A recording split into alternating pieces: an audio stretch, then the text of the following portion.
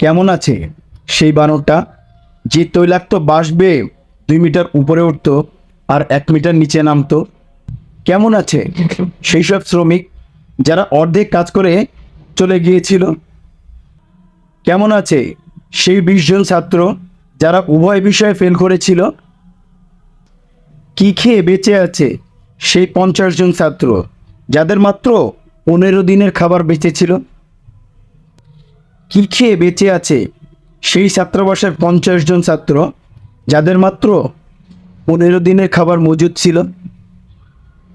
কেমন আছে স্রোতের বিপরীতে নৌকা চালানো সেই পবন মাঝি? কেমন আছে সেই পিতা পুত্র যাদের বয়সের সমষ্টি ছিল 60 বছর?